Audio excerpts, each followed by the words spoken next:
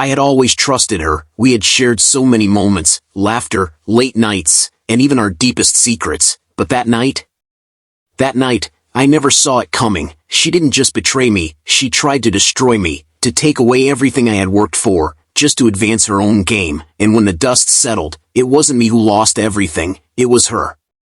My name's Mason, I'm 32 years old, and I work as a graphic designer in downtown Chicago. Every morning, I wake up to the sound of my alarm buzzing, the faint smell of coffee already drifting through the apartment as I drag myself out of bed. My routine is simple, a little boring even, but it keeps the wheels turning. A cup of coffee, a quick check of emails, then a walk to the office. Nothing fancy, but nothing in my life ever felt quite as real as it did until the betrayal hit, and it came from the last person I ever expected.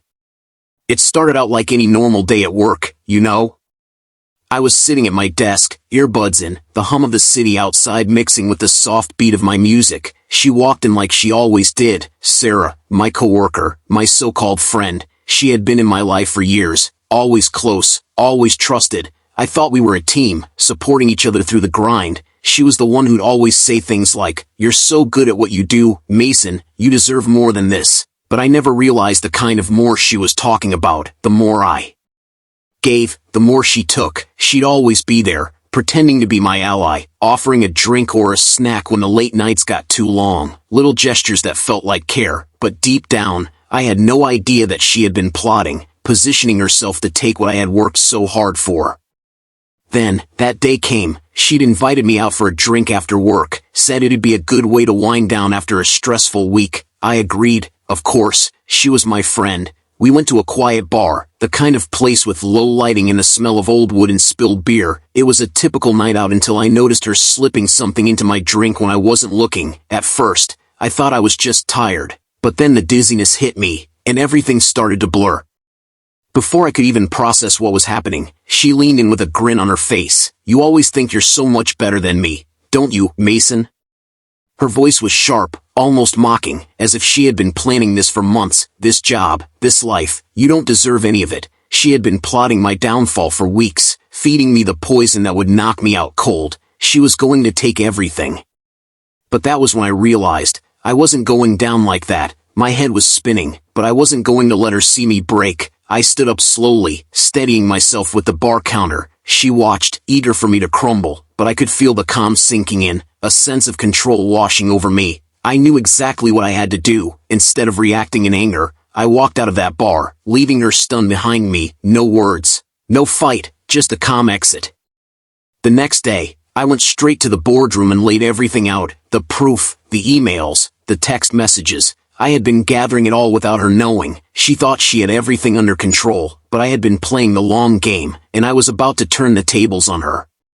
She was panicked. I could see it in her texts, in the way she called me repeatedly that morning, her voice frantic through the phone. "Mason, I don't know what you think you're doing, but you don't know what you're messing with." She begged me, pleaded even, as I sat quietly in my office. I didn't respond to her. No need to entertain a losing battle. The tension in the air felt thick, every second like a countdown. She was spiraling, her power slipping away as her actions were exposed. I stayed composed, calm even. This was bigger than personal revenge. It was about dignity.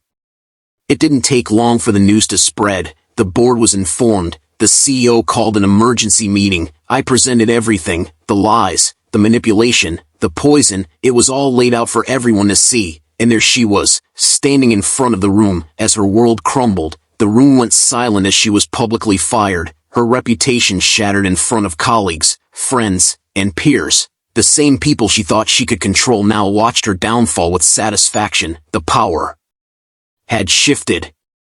As the dust settled, I couldn't help but feel a strange sense of peace. She had lost everything she worked for, but I had regained something far more important, my integrity. I had stayed true to who I was, never resorting to her level of deceit. It wasn't about revenge, it was about standing up for what was right, even when the world seemed to be turning against you.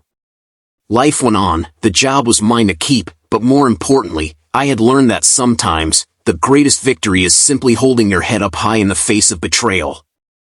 And now, I'm in a better place, stronger, wiser, and more at peace than ever before. If this story resonated with you, if you've ever felt betrayed and wondered how you'd rise above, Leave a comment below and share your thoughts. Don't forget to subscribe for more stories of triumph over adversity. And remember, karma always has a way of catching up. Stay true to yourself, no matter what.